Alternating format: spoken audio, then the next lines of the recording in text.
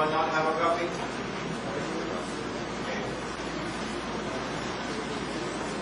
The rabbi said, ask him 3 questions,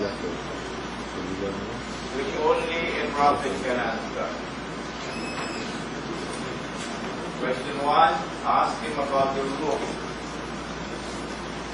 Question 2, ask him about the great traveler who traveled the 2 ends of the earth. Question 3, ask him about a young man who disappeared aboard the day. The answers came down in Revelation. The answer to question 1, ask him about the ruh. That answer was placed in Surah Bani Israel, which is Surah number 17. It's also called Surah al-Isra. But the answers to question 2 and question 3 were placed in Surah al-Kahf.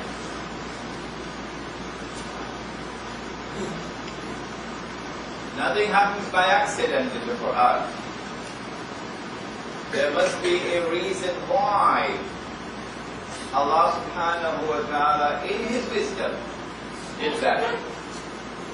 And so we ask that first, in what way is question 1 different from question 2 and 3? And we found in question 1 the target of the question, ruh. When the answer came, the answer was concerning the ruh. So the question was direct. But when we went to question 2, we found, ask him about the great traveler who traveled to the 2 ends of the earth. After Allah subhanahu wa ta'ala had answered the question, journeyed to the west and then journeyed to the east, he went on to describe the 3rd journey. And in that 3rd journey, the subject of Ya'juj and Ma'juj emerged. One of the major signs of the last age of Qiyamah, a subject which only a prophet could know. And so we came to the conclusion that the target of the question was concealed. The real target of the question was Magar, but it was concealed. And so question 2 differs from question 1 in that it is concealed. In question 3, since question 3 was answered also in Surah al-Kahf, and question 2 is answered in Surah al-Kahf, we now ask, well, what is the difference between question 3 and question 1? If the difference between 2 and 1 is that in 2, the real target of the question is concealed, whereas in 1, the target of the question is revealed, we come to the conclusion that in 3 as well, the real target of the question is concealed. What is the real target of the question? We don't know it yet. So this is the answer to this. In what way is question 1 different from question 2 and 3? In question 1, the target of the question is clear and direct. But in 2 and 3, it is concealed. Now comes the second matter that we discussed in the last class. When Allah answered the first question, His way of responding was, وَيَسْأَلُونَكَ عَنِ الرُّوحِ, and they question thee, O Muhammad alayhi salatu wasalam, about the ruh. They, who are they? Obviously, you cannot deal with this subject without going into the circumstances of the revelation. They being the rabbis. And he identifies the question, the ruh, and the question be concerning the ruh. When he answers question 2, he uses the same method. This is in Surah الكهف. وَيَسْأَلُونَكَ عَنْ ذِي الْقَرْنَيْنِ. And the question be about Zulqarnain, the great traveler. So the method of answering is the same. Confirming the question, confirming who are those who are questioning, and then the answer is given. So there's a similarity now between 1 and 2.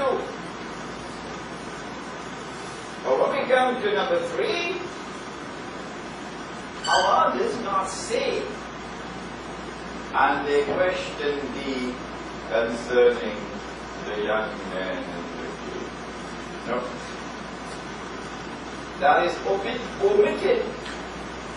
And we say nothing happens in the Quran by accident. There must be a reason why it is omitted. And the question be concerning the young man and the kid. In what way, therefore, are 1 and 2 different from 3? The answer that we gave yesterday was, last week, was that Allah answered question 1 directly. You want to know about the ruh? This is the ruh. He answered question 2, even though the target was concealed, he brought it out. You want to know about Gog and Magog? This is Gog and Magog. But in question 3, the target is concealed, and he chooses not to reveal it. This is the difference. 1 and 2 and number 3. So he left them guessing. What then is the target of question 3? That's our question. A subject which only a prophet would know. No one else. We use analogical reasoning. Since in question 2, it was one of the signs of the last of Qiyamah. Then in question 3, it should also be one of the signs of Qiyamah. Then we got confirmation that this is correct. When the Prophet ﷺ, he explained, recite Surah Al-Kahf, the first 10 ayat, for protection from the fitna of Dajjal. And that is how we were able to come to the conclusion that the rabbis wanted to know whether Nabi Muhammad ﷺ knew about Gog and Magog, knew about Dajjal, and knew about that tricky question, the rule. We explained to you why it was tricky. We don't need to repeat. Having done that in the last class is a very important reasoning. We now, in today's class, give you an introduction to Dajjal. Who is Dajjal? The Prophet ﷺ described him as Al-Masih al-Dajjal. Dajjal, who will impersonate Al-Masih, the Messiah. And so he's called the false Messiah, the great pretender. The Christians call him the Antichrist.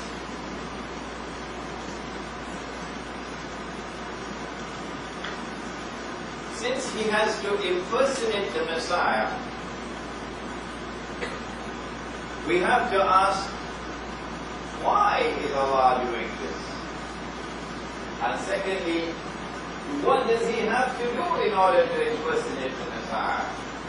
And thirdly, what is his modus operandi? What is his method?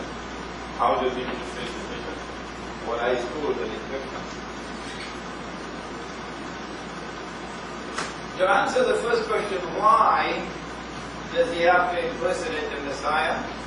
Well, that's easy for us, because we know that when Allah subhanahu wa ta'ala sent the Messiah, some of the Banu Israel believed in him. فَآمَنَ طَائِفَةٌ مِنْ بَنِي إِسْرَائِيلَ.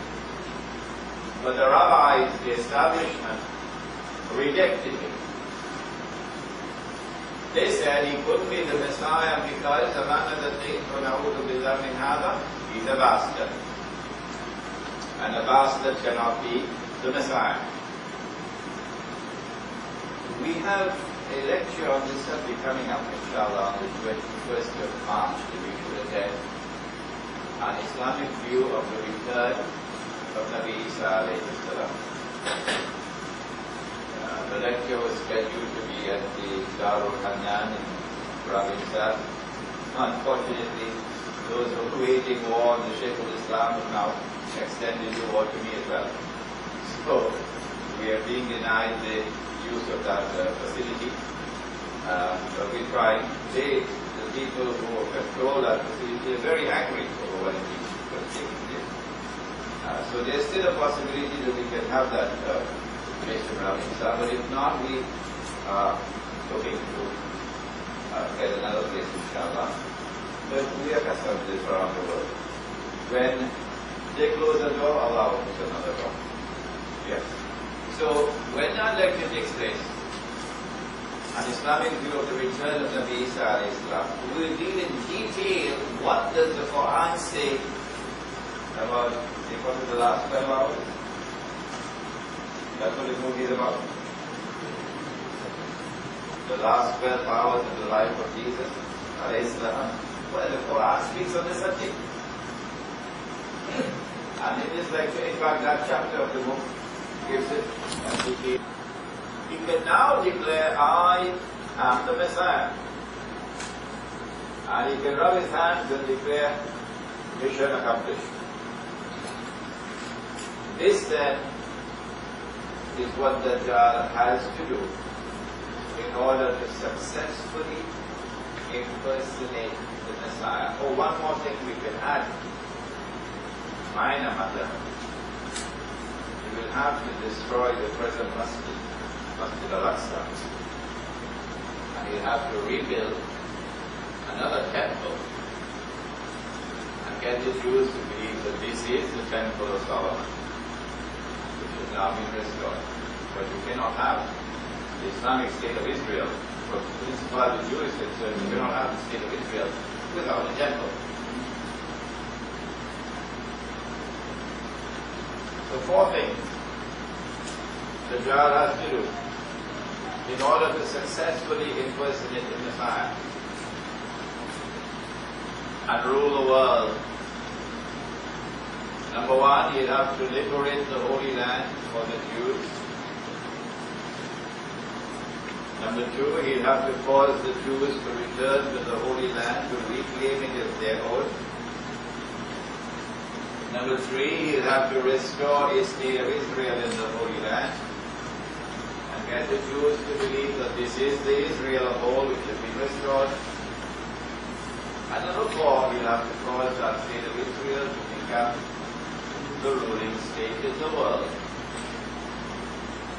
Then he will have to himself appear to rule the world from Jerusalem, with a rule which will appear to be eternal.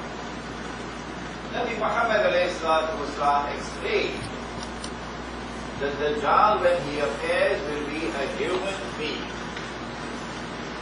He'll be born of Jewish parents who had never had any children previously, the first child.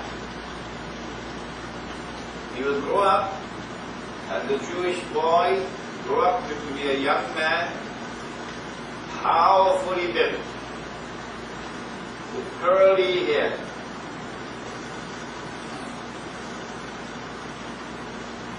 He also said something about his eyes. said every prophet has warned his people about Dajjal. And Nuh alayhi salam, the prophet Noah, warned his people about Dajjal. But I am going to tell you something, said Nabi Muhammad alayhi salam. I am going to tell you something about him which no one has said before me. So this is information of the absolutely greatest importance, and it is saved for the very last, because no prophet after this. What is this information? Dajjal sees with one eye, his left eye. He's blind in the right eye. It looks like a bulging brick. But your Lord is not one eye. Between his eyes, on his forehead, is written the word Kafir. Kafir. And every mu'min will be able to read it. Somebody move the clock from him. Kafir. Kaf. Ba. Ra.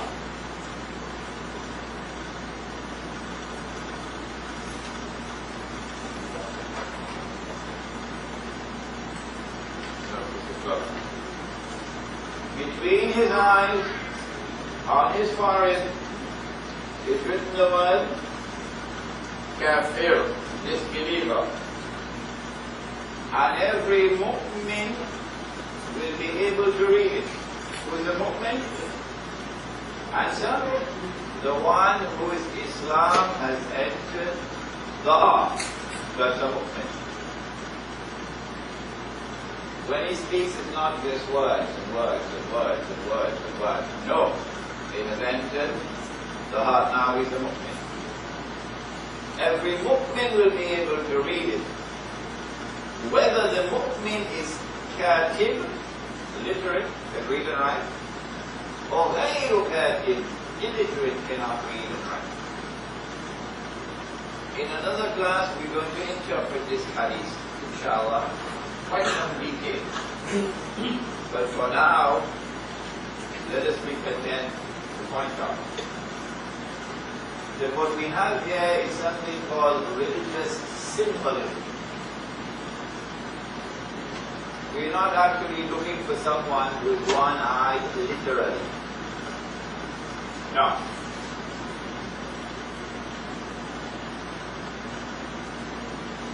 The left eye symbolizes external vision.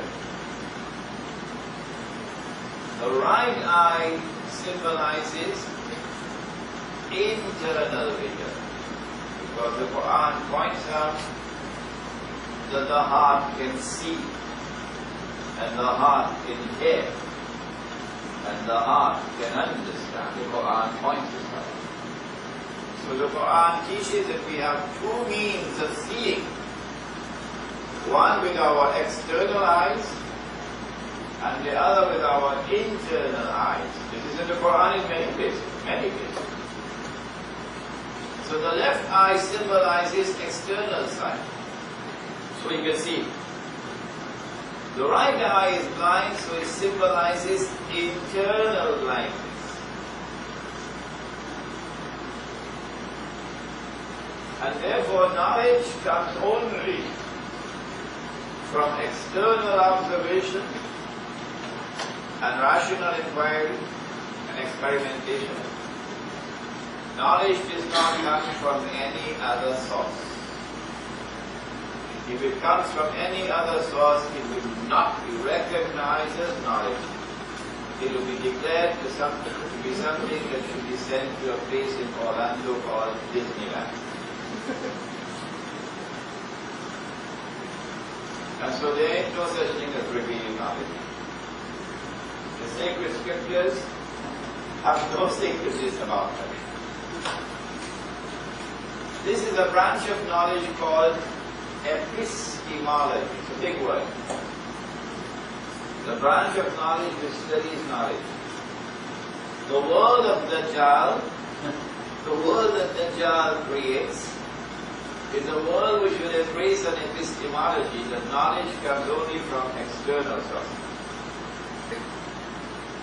The foundation of religion is belief in a world you can't see.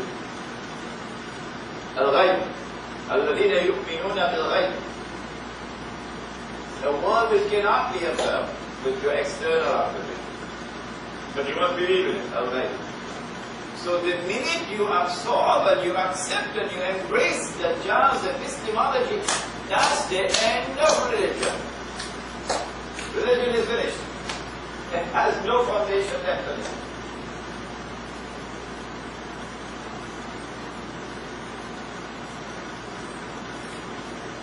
This then is a brief description of Dajjal. The Prophet ﷺ describes some of his methodology, how he will operate in order to achieve this fabulous feat of one man eventually ruling the whole world.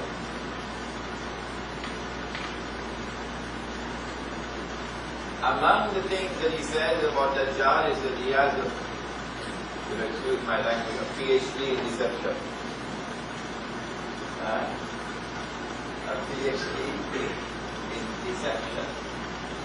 He comes with two things, a river and a fire, said the Prophet ﷺ. This is the language of prophets. Simple words, profound statement. He comes with two things, a river and a fire. What is river? Is a fire. And his fire is the cool waters of a river. The river, of course, symbolizes heaven, and the fire symbolizes hell. Whoever falls in his river will have his load of sins increased. And whoever falls in his fire will have his load of sins decreased.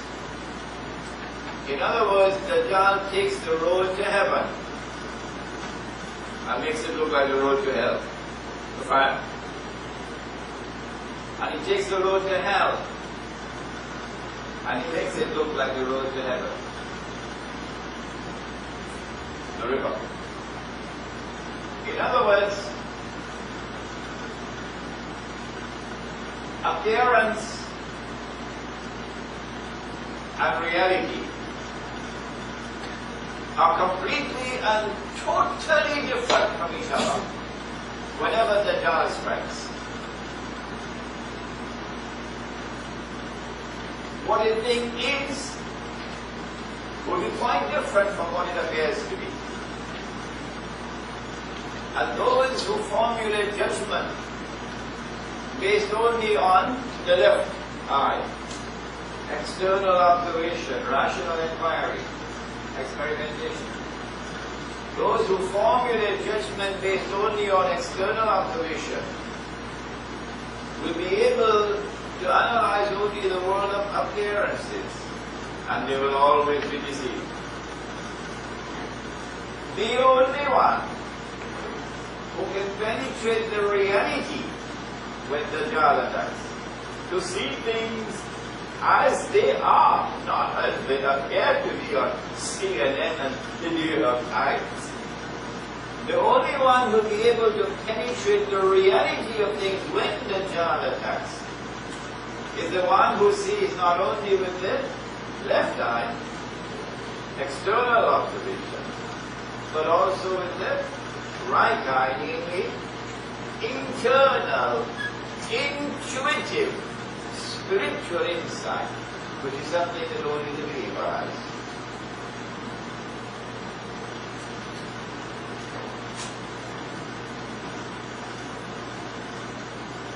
Amongst the weapons that he uses is shirk. Any time that Allah subhanahu wa ta'ala speaks about Ibrahim alayhi salam, the one from whom religion came, from Ibrahim alayhi salam, he always says, وَمَا كَانَ مِنَ الْمُشْرِكِينَ. that there is no shirk in the religion of Ibrahim. The minute we embrace shirk, we've lost Islam. We're only whistling in the wind. We're spinning top and mud.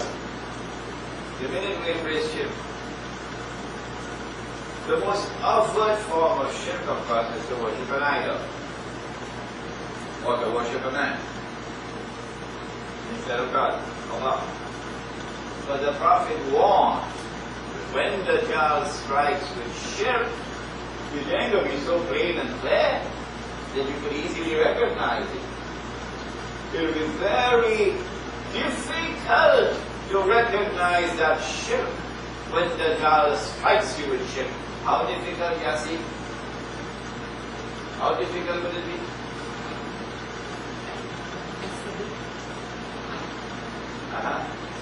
Okay? No. Someone else? Yes, yes, go ahead. Yes, correct.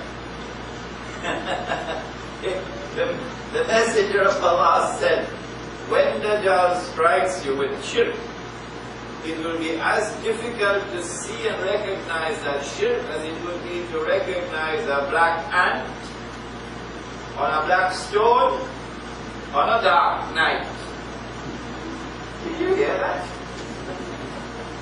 A black ant on a black stone on a dark night. Who can see such an ant? Except the one who has a flashlight. Huh? You need light. You can forget that light with a PhD from UWI. No. The light that you need to be able to recognize the shirk when the Dajjal attacks is a light which comes only from Allah. Noor from Allah. Noor is not a fellow living in Singapore. Noor means lightness. Light. Allahu Noor as-samawati wal ard. Allah is the Noor of the heavens and the earth. يهدي الله لنوره من يشاء. Allah guides to His Noor whomsoever Allah wishes to guide. Our elders knew this subject very well. We live in an age today when knowledge is leaving, departing us. So what was known very well by our elders in Trinidad today is being lost. That Noor. The Prophet said, alayhi salatu wasalam, a hadith of Maulana Ansari was very fond of quoting. Ittaqu firasat al-mu'min. Fear the firasa, the awesome, internal, intuitive, spiritual insight and wisdom. Fear the firasa of the mu'min. The mu'min, the one whose Islam has entered the heart. فَإِنَّهُ يَنْزُرُ بِنُورِ اللَّهِ. Because when he sees with the nur of Allah. The Dajjal attacks not only with shirk, that shirk is today all around us. We should recite Surah Al-Kahf every Friday, isn't it? Friday. From the time we use the word Friday. With shirk. Yeah? In shirk.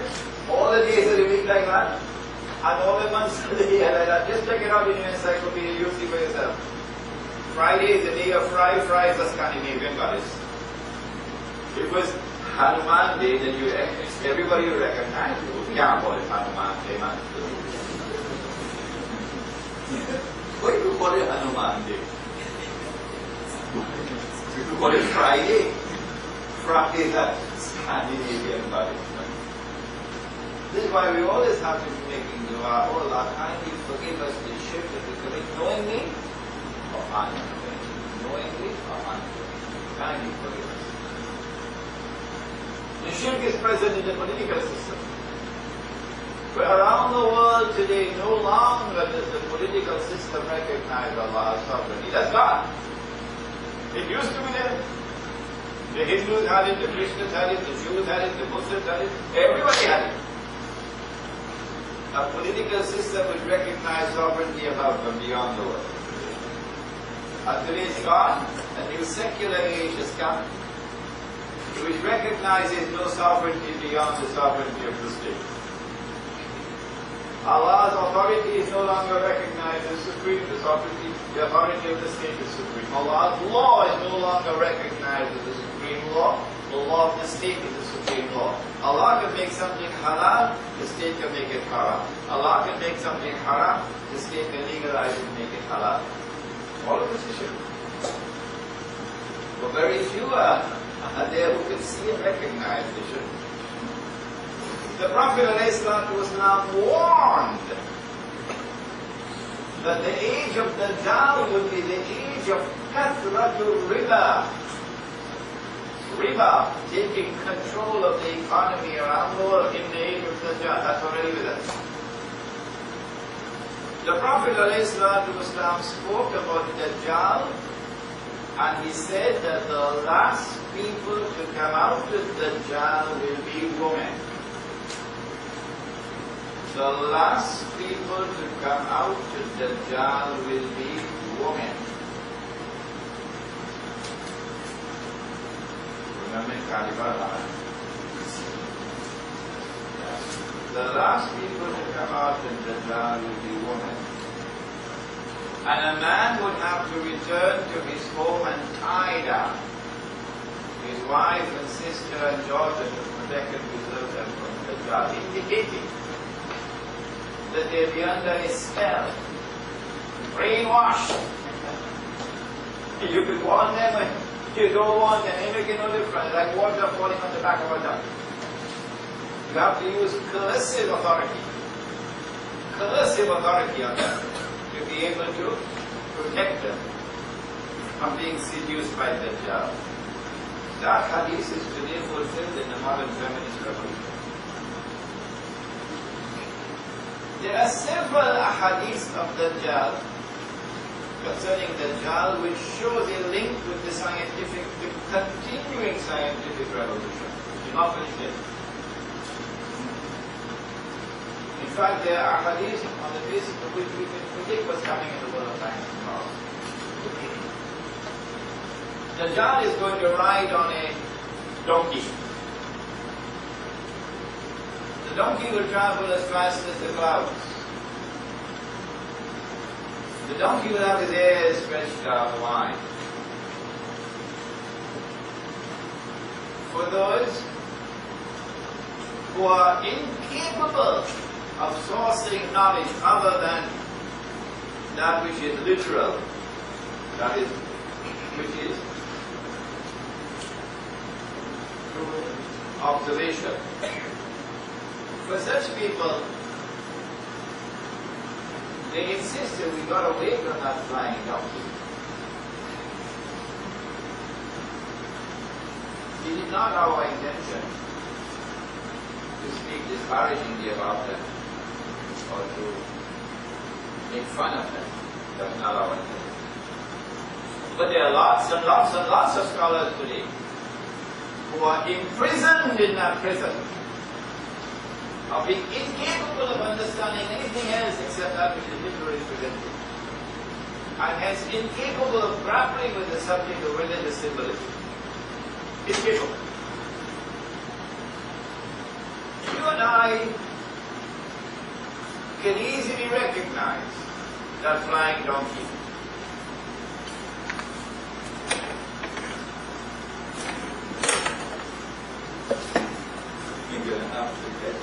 You have earlier next time, inshallah. But mashallah that you were here.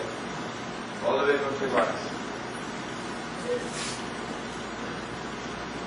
You and I can easily recognize that flying donkey, the modern aircraft. Dajjal is going to step in the ocean, and the water will reach out to his knee, said the Prophet ﷺ. For those who are imprisoned in a literal interpretation, they're going to have to wait for a very tall man, couple miles tall, who will step in the ocean and the water will reach him up to his knee. But you and I who understand Knowledge comes not only from external observation but also from internal, intuitive, spiritual insight. We see the religious symbolism here. And we recognize that it represents the technology which today makes it possible to go down to the bottom of the ocean and pick up pieces of an aircraft, PW800, and reassemble the whole aircraft 90%, 95%. The Dajjal is going to be jumping about between the heavens and the earth, said the Prophet. A literal interpretation will require us to wait for a man who is very tall. So when he jumps, his head is going to go beyond the clouds. You've got a long wait for that. You and I can recognize religious symbolism at work here. It represents space travel. It represents the, what do you call that, the shuttle going up and down. There are numerous ahadith which link the Dajjal with the continuing scientific and technological revolution. Now, we have to proceed with the subject. All I'm doing here tonight is introducing the subject, touching the mountaintops.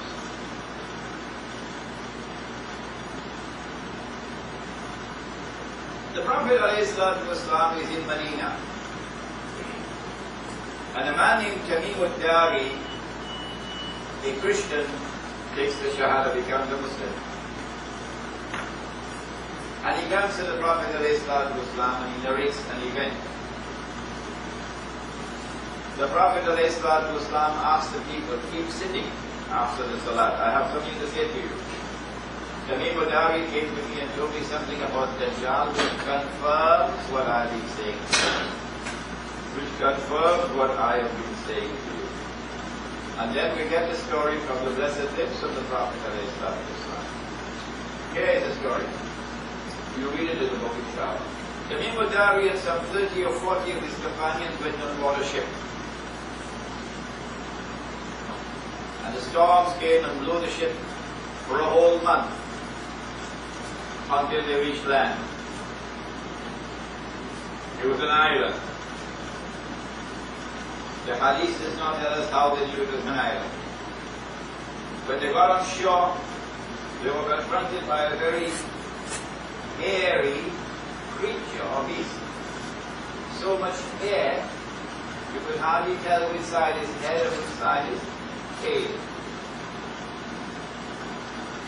This creature or beast then spoke and said, I am Jassasa. Imam just recited in the first rakat. وَلَا تَجَسَّسُوا, do not spy on each other. Command. So Jassasa, the one who spies, the spy.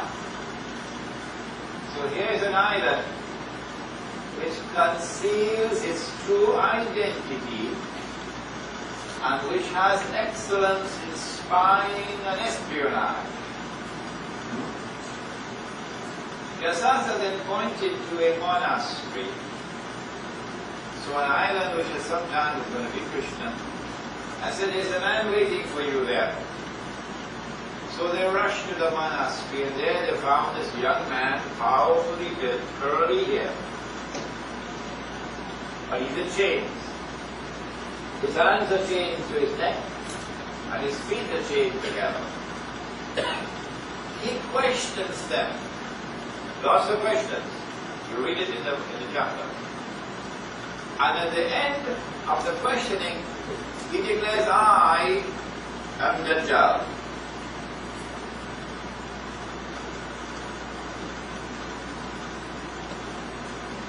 And when I am released, so up to this moment in time, he's not as yet released by Allah subhanahu wa ta'ala.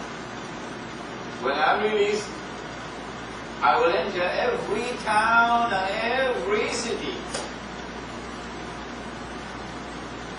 But the angels will not allow me to enter Makkah and Medina.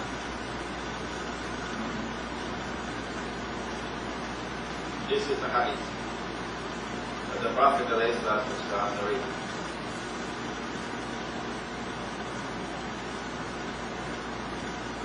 Shortly thereafter, In Medina, the Prophet ﷺ, who has been talking about Dajjal for a few months now, suddenly suspects a Jewish boy to be Dajjal. The boy's name is Ibn Sayyad. So the Prophet ﷺ takes Umar radiallahu ta'ala anhu with him to go and question this young man. He goes and questions him. And the young man is rather impertinent in his replies. We don't have the time to give you the conversation. Umar radiallahu ta'ala anhu is quite angry. So, Messenger of Allah, give me permission, I'll cut off his head. Should he express a guardian would say he's a terrorist? Oh, Messenger of Allah, give me permission, I'll cut off his head. This is Umar. Islam don't come from the Prophet we have today. Islam comes from Allah and His Messenger. And these are the companions of the Prophet of Islam. O Messenger of Allah, give me permission, I'll cut off his head. The Prophet replied and said, no, Umar. Now listen carefully. If he is Dajjal, you cannot kill him. Even Umar? And powerful? The Prophet said about Umar, إِذَا سَلَكَ فَجًّا سَلَكَ الشَّيْطَانُ فَجًّا آخَرَ. When Umar walks on one side of the road, Shaitan is on the other side. Is Umar. No, Umar, if he is Dajjal, you cannot kill him. And if he is not Dajjal, you will be sinful to kill him.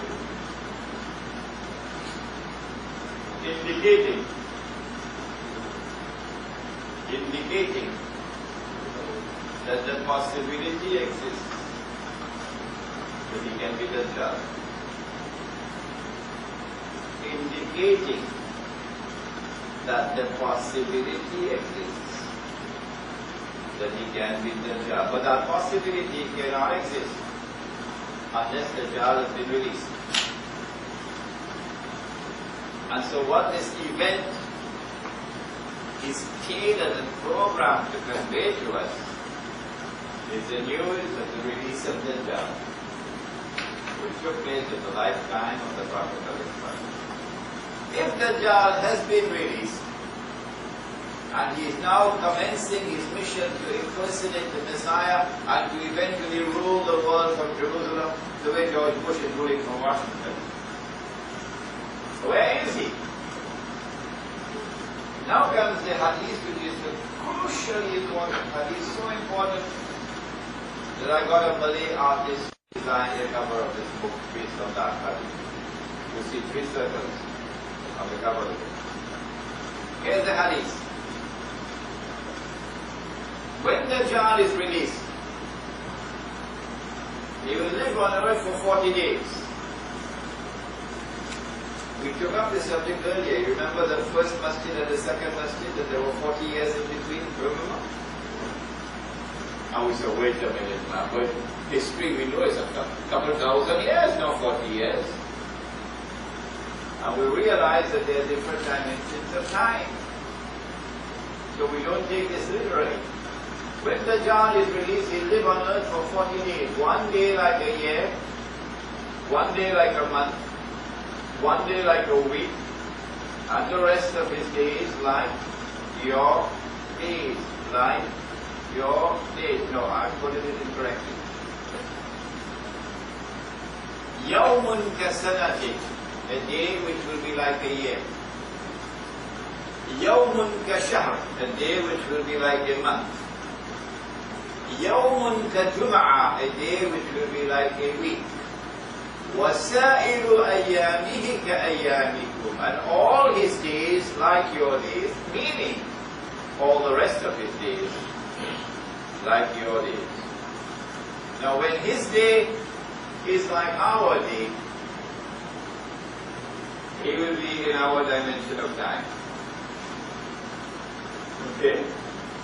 So we'll be able to see it. You'll be a young man, you'll be a Jew, the young man probably lived 30 years, etc. Where will he be on earth at that time? Jerusalem. Ruling the world from Jerusalem. That's where he will be on earth. Or where will he be on earth when he is in a day which is like a year, and a day like a month, and a day like a week?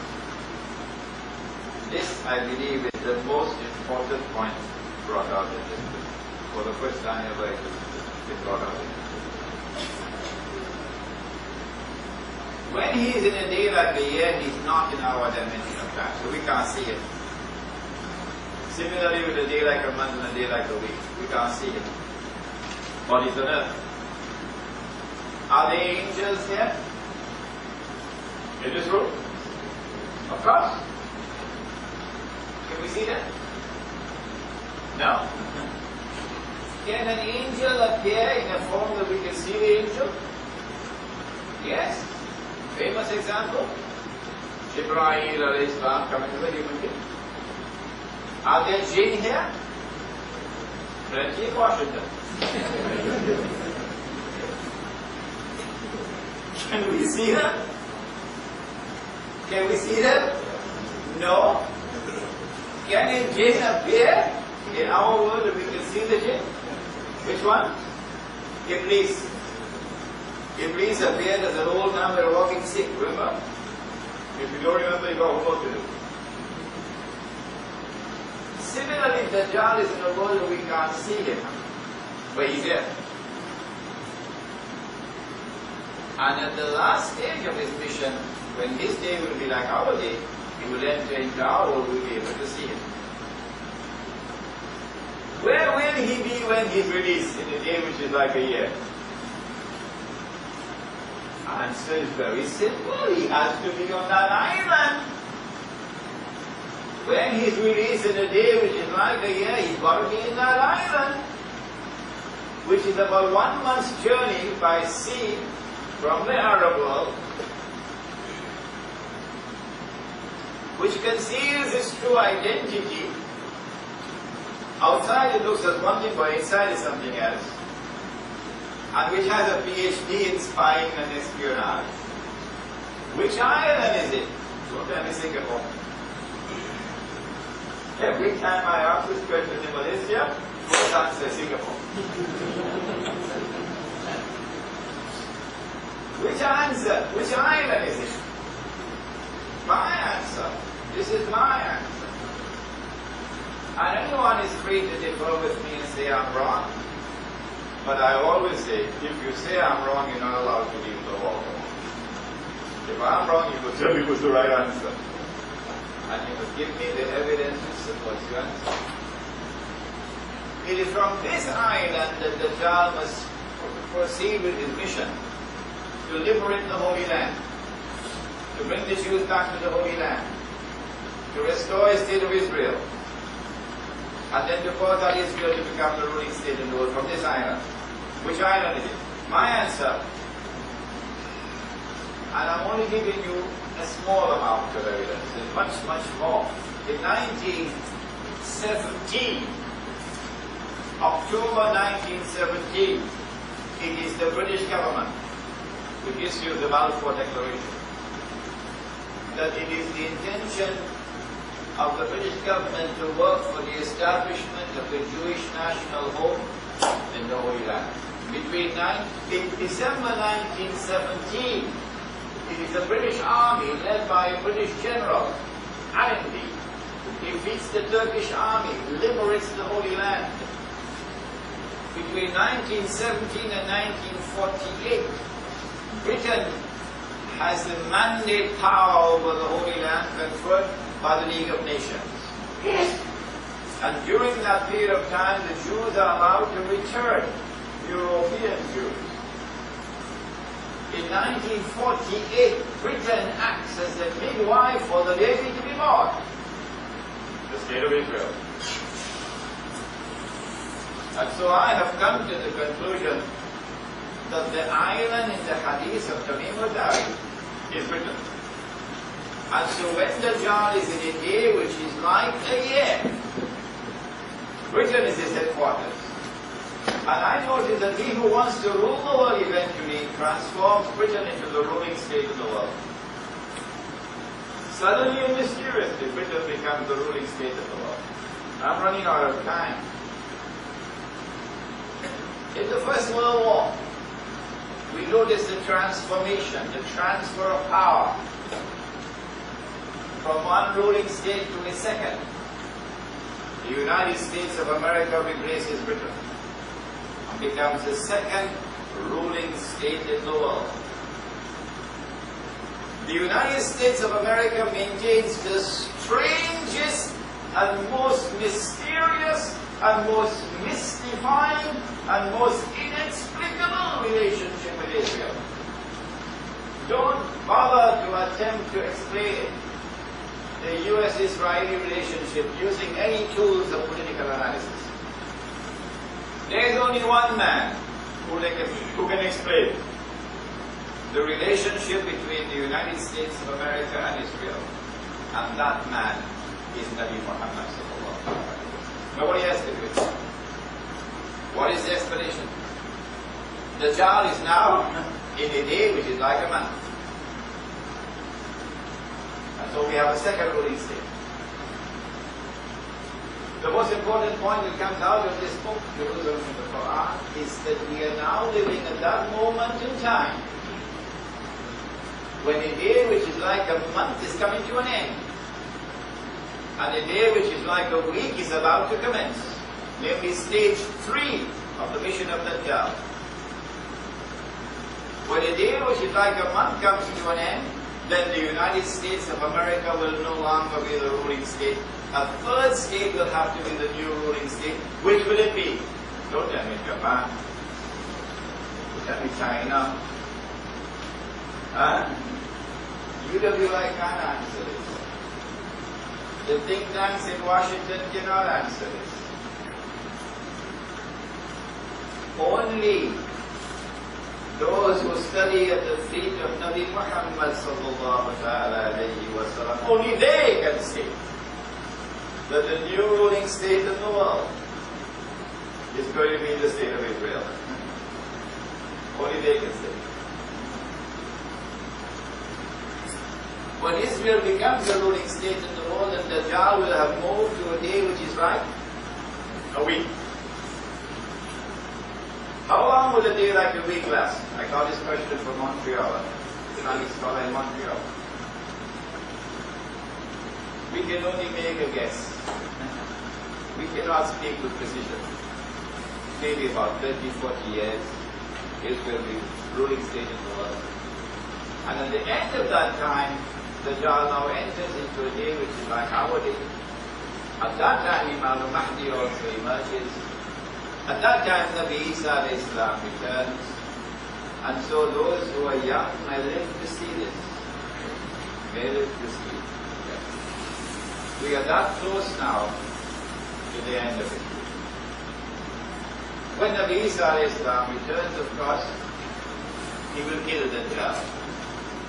And then Allah subhanahu wa ta'ala will destroy Gog and Magog, and that will be the end of the ruling people who are ruling the world.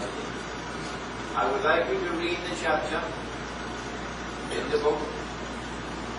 Remember, if you do not have a copy and you want to buy a copy, the price is $60. If you have difficulty in paying the $60, we'll give you a discount, inshallah.